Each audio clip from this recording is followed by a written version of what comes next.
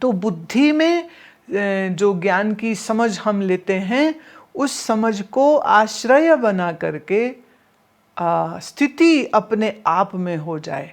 मन है कभी कभी चंचल हो सकता है, मन है कभी कभी पुरानी आदतों के कारण से कुछ गड़बड़ कर सकता है, पर क्या उस समय पर आपकी आत्मबोध बनी रहती है कि खत्म हो जाती?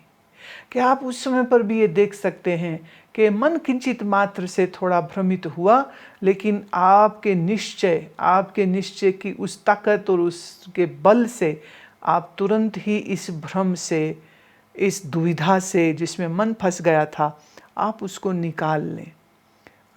श्री विचार सागर ग्रंथ में वाह स्वामी निश्चलदास जी महाराज कहते हैं कि व्यवहार काल में ज्ञानी का चित्त भ्रमित हो भी सकता है, विक्षेप भी महसूस कर सकता है, चंचल भी हो सकता है, परंतु अपने आत्मनिश्चय के कारण से जैसे कुछ मैला, कुछ गंदगी तालाब के ऊपरी सतह पर आ भी जाए, लेकिन थोड़ी समय में जैसे हवा चलती है तो हवा के वेग से वो सारी गंदगी बह जाती है और नीचे से स्वच्छ जल वापस ऊपर आ जाता है। ठीक ऐसे ही कभी कभी किंचित मात्र, मैं बिल्कुल किंचित कह रही हूँ, किंचित मात्र ज्ञानी के चित्त को भी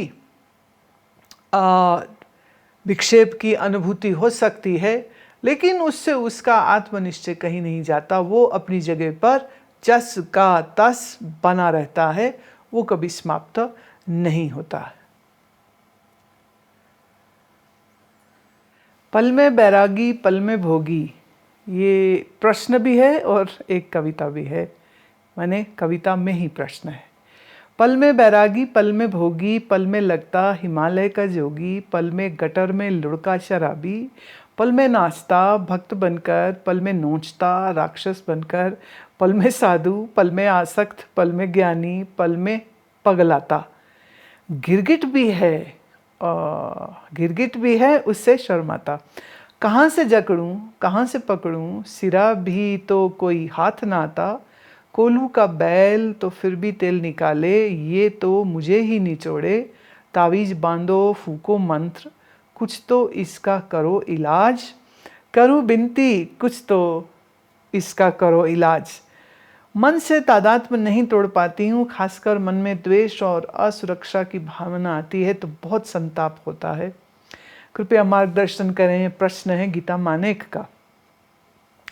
आपने बहुत सुंदरता से मन की ये जो बदलती हुई अवस्थाएं होती हैं, जो रंग हैं, जो इमोशंस हैं, जो भावनाएं हैं, आपका वर्णन सुंदर है। और ये निश्चित रूप से आप अकेली नहीं हैं इसमें। क्या बोलते ना, सबकी मनस्थिति लगभग ऐसी ही होती है। दो लोगों की नहीं होगी, जो महामूढ़ हैं वो ये अनुभव नहीं करेंगे और जो महाज्ञानी हैं वो ये कभी अनुभव नहीं करते। बीच में जितनी दुनिया है वो सब इसी का अनुभव करते हैं। फिर से कहती हूँ, पल में बैरागी पल में भोगी, पल में लगता हिमालय का जोगी, और पल में गटर में लुढ़का शराबी, पल में नाचता भक्त बनकर, और पल में नोचता राक्षस बनकर। मन से तादात्म्य तोड़ना अपने आप में एक बहुत बड़ा चैलेंज भी है और एक चुनौती भी है जो साधक को स्वयं को देनी पड़ती है। अब आप अगर ये कहें कि कब से आपका मन इस तादात्म्य में है, तो ये यात्रा सिर्फ इसी जन्म से तो शुरू हुई नहीं है। अब पीछे कितने हजार कितने लाख जन्म रहे होंगे मालूम नहीं है, बट एक बात पक्की है कि मन का ये अध्यास जो है, जो स्वभाव है, ये बहुत पक्का है, बहुत जोर से पक्का है। और इस तादात्म्य को तोड़ने का दो ही उपाय होते हैं, एक है वैराग्य और दूसरा है आपका निरंतर स्वाध्याय करते रहना। स्वाध्याय मतलब आप एक चीज़ को पढ़ते हैं, समझते हैं और फिर उसका पुनः पुनः बार चिंतन करते रहते हैं।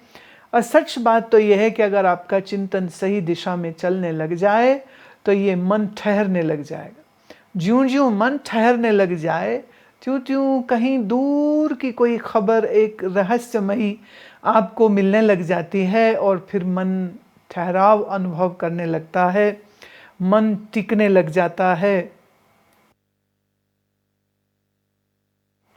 और इसी बारंबार मन के ठहरते रहने से और बारंबार स्वाध्याय करते रहने से होगा ये कि आपका स्वाध्याय और आपका वैराग्य और आपकी निरंतरता से ये खोज कि वो कौन सी सीमा है जहाँ पर जा कर के मन शुरू होता है, कैन यू फाइंड दैट।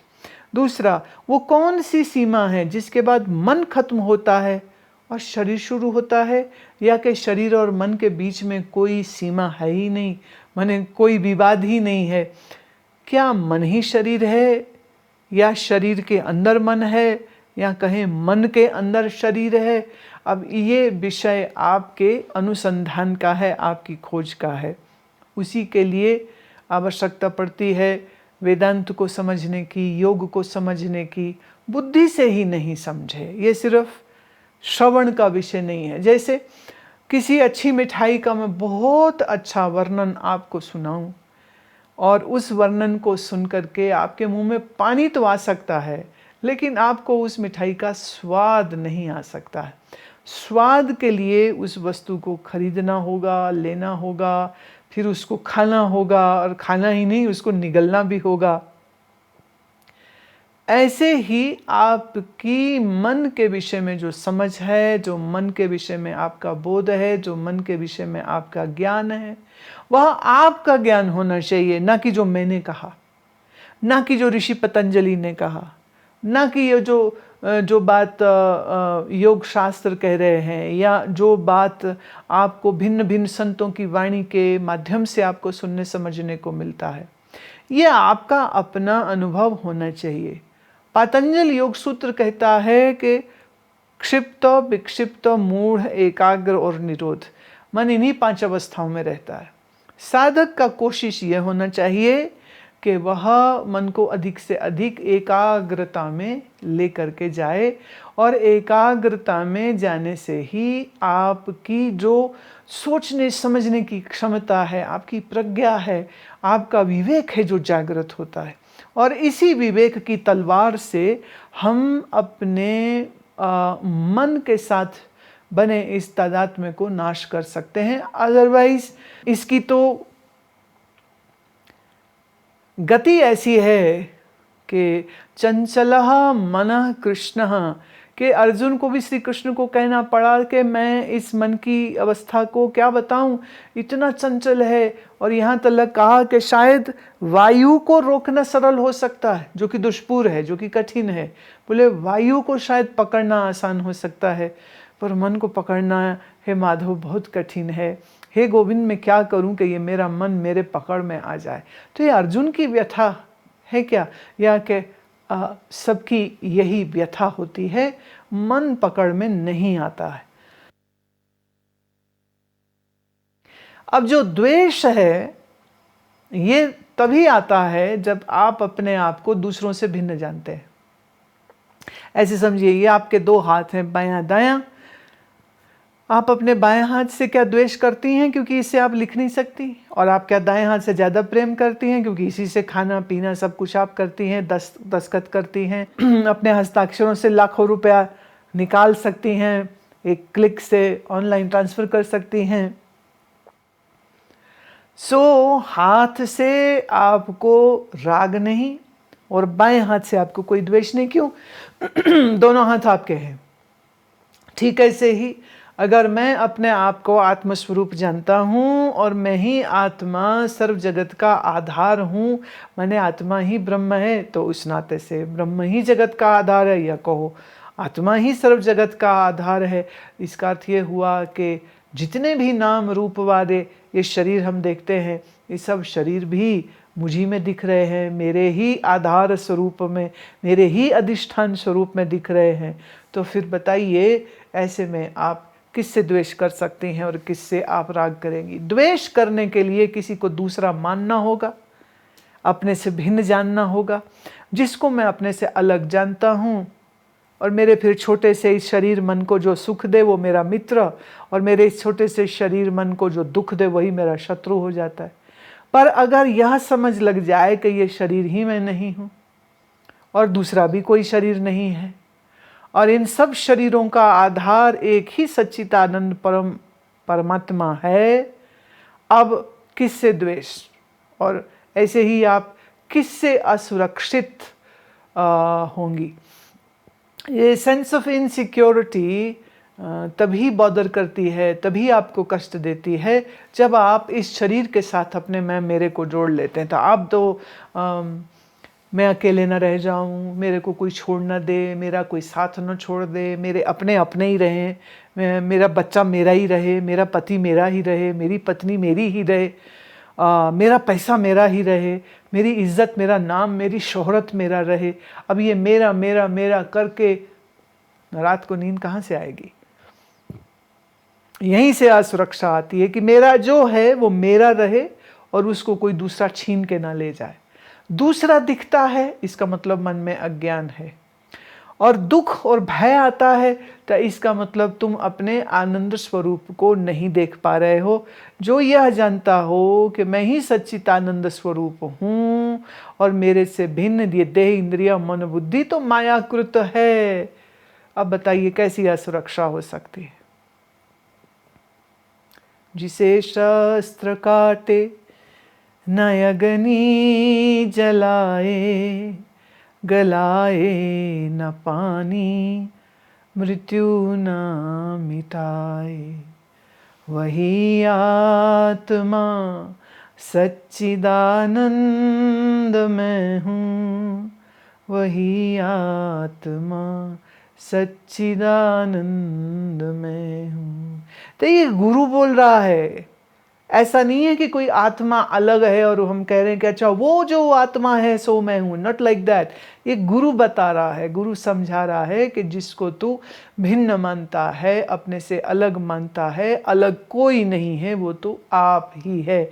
तो अपना आप का जो स्वरूप बोध है ये निश्चय पूर्वक एक दफे हो गया तो फिर कोई असुरक्षा नहीं रह सकती है और फिर कोई भय नहीं रह सकता है। ये दोनों चीज़ों से मुक्ति इसी प्रकार होती है। ਜਦੋਂ मैं सिमरन ते बैठदी हाँ ते सिर नूं झटका वज के सिर हिलदा है। कभी इस तरह लगता है कि कोई सुरंग जही है और उहदे गोल मूँह दा चानन बहुत दूर चला जाता है। सुरंग विच हल्का चानन हुंदा है, ये ठीक हो रहा है। कभी श्वास बहुत तेज हो जाता है।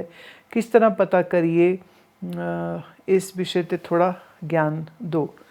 कमल जी, ये जो आप बैठ करके अनुभव कर रही हैं, इसमें 2-3 चीज़ों को समझना आवश्यक है। जब शरीर में वायु विकृत होती है तो शरीर को झटका लगेगा, सिर में जो महसूस आप ऑलरेडी कर रही हैं। दूसरा, आप बंद आंखों में जो तुम्हें दिखाई देती है कि कोई सुरंग है जिसके आखिर में रोशनी है और उसका मुंह गोल है, ये निश्चित रूप से आपके मन की गई एक कल्पना है। अंदर ऐसी कोई सुरंग नहीं है जिसका मुंह गोल है और जिसके आखिर में ही रोशनी होती है। इसलिए मेरा सुझाव ये है कि आपको क्या दिखाई दे रहा है इस पर ध्यान न दें, और आपका जो सिर में झटका आप महसूस करती हैं तो उसके लिए मेरा सुझाव है आप रोज़ाना आसन जरूर किया करें। आसन करने से थोड़ा शरीर को प्राणायाम का अभ्यास भी देना चाहिए। आसन प्राणायाम करने से हमारी वायु जो है वो संतुलित रहती है। तीसरी बात और मैं कहूँगी कि अगर हो सके तो आप नस्य किया करें। नस्य मतलब कोल्ड प्रेस्ड अगर मिल जाए तिल का तेल, सेसमी सीड, उसको आप हल्का सा गुनगुना, तेज़ गरम नहीं करना है, बिल्कुल हल्का सा लूकवार्म गुनगुना करके आप बिस्तर में ऐसे लेट जाइए। सिर थोड़ा सा सिर पलंग के बाहर, बेड के बाहर थोड़ा सा लटका दें तो 2-3 बूंदें। आप अगर ठंडे इलाके में रहती हैं तो तिल के तेल से, और अगर आप गर्म इलाके में रहती हैं, मतलब गर्मी है बाहर, तो फिर कोकोनट ऑयल, नारियल के तेल की 2-3 बूंदें लेफ़्ट और राइट दोनों नास में डाल लीजिए। सिर लटका रहे और 100 की गिनती गिन लीजिए। 100 की गिनती ना गिने तो एक माला अपने मंत्र की कर लीजिए। इतनी देर ऐसे खींचना नहीं है उसको, बस बूंदें डाली ड्रॉपर से और सिर नीचे लटका रहे और आराम से मिनट 2-3 अगर आप लेटे रहें ताकि वो अंदर एब्जॉर्ब हो जाए। तो ये तेल आप जब नाक में डालती हैं तो इससे आपकी वायु का शमन होगा। और हो सके तो आधा चम्मच या 1 चम्मच गाय का देसी घी वो भोजन में ज़रूर लिया करें, खासकर दोपहर में ज़रूर लें, नाश्ते के समय पर ज़रूर लें, खाने में डाल के ले लें, बहुत अच्छा। पराठा बना के खाने को नहीं कह रही हूँ मैं। 1 चम्मच नीट घी का दाल में डाल लीजिए, दूध में डाल लीजिए, नाश्ते में रोटी के ऊपर डाल लीजिए। हमारे दक्षिण भारत के लोग तो चावल भी खाते हैं ना, तो भी उसके ऊपर घी डालते हैं, क्योंकि घी के साथ जो है वो एक तो वायु कारक नहीं होता, दूसरा उसकी शीतलता कम हो जाती है, पाचन में सुविधा होती है, और शरीर के अंदर जब घी जाता है तो यह भी हमारे वायु को शमन रखता है। आसन अगर ठीक से आप करेंगे तो फिर कड़क भूख लगनी चाहिए। कड़क भूख लगी हो ऐसे में अगर आप स्नेहपान, स्नेह माने घी, देखिए जब कोई प्यार करे ना तभी कहते मुझे उससे बड़ा स्नेह है। आयुर्वेद कहता है भैया असली स्नेह वो है वो जो डब्बे में से निकलता है, गाय का घी स्नेह। तो जब लगे ना हाय मुझे कोई प्यार नहीं करता, हिंदी में हो जाएगा शब्द मुझे कोई प्रेम नहीं करता या मुझे कोई स्नेह नहीं करता, तो आप आयुर्वेद वाला जो स्नेह वो 1 चम्मच आप खा लीजिए, एकदम मन को चैन पड़ जाएगा आपके। तो शरीर में जब वायु का शमन रहेगा तो ये भी आपको मदद करेगा। दूसरा, आंख बंद करके जब आप बैठी हैं, सुमिरन कर रही हैं, तो उस समय आपकी सुनी सुनाई बातें, कल्पनाएं कई लोगों ने दे रखी हैं कि अंदर सुरंग दिखती है और अंदर ये दिखता है, और अंदर कहीं ना कहीं क्या है, हमारे सुने हुए वो सब शब्द जो हैं वो हमारे मन में एक ड्रामा क्रिएट कर देते हैं। तो फिर लगता है अच्छा ये तो मुझे भी दिख गया।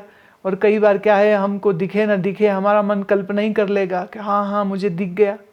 मैं ऐसा नहीं कह रही हूँ कि दिख सकता नहीं, पर मैं ये कह रही हूँ कि हमारा जोर क्या दिखे इस पर नहीं होना चाहिए, अपितु हमारा जोर इस बात पे होना चाहिए कि हमारा मन निर्विचार और निर्विकार हो सके, क्योंकि ऐसे ही शुद्ध मन में ब्रह्म ज्ञान ठहरता है और हमारे जीवन को प्रकाश और रोशनी और ज्ञान और आनंद से परिपूर्ण करता है। प्रश्न आया है, सुनीता खुराना जी पूछती हैं कि 21 जुलाई को मेरा पहला मंत्र अनुष्ठान पूरा हो गया, दूसरा इस महीने के अंत में समाप्त होगा। मन को बहुत अच्छा लगता है और इच्छा ये कि ऐसा निरंतर होता रहे। कृपया यौगिक श्वास के विषय पर प्रकाश डालकर हम सबको कृतार्थ करें। पहली बात तो आपको बहुत बहुत बधाई कि आपका एक अनुष्ठान पूरा हुआ, और अब बधाई आपने दूसरा भी शुरू कर लिया। और तीसरी बधाई कि आपने ये कहा कि अब तो जीवन पर्यंत ये मैं करना चाहती हूँ। सुनीता जी, हमारा मकसद यही था कि अनुष्ठान ये नहीं कि 1 या 2 या 3 महीने के लिए आप करें और छोड़ दें, और कोरोना के डर से करें और फिर छोड़ दें। ये एक्चुअली लाइफ लॉन्ग कमिटमेंट है जो हर साधक को अपने साथ करनी ही चाहिए कि आपके दिन की शुरुआत ईश्वर के नाम आराधना से हो, मंत्र साधना से हो।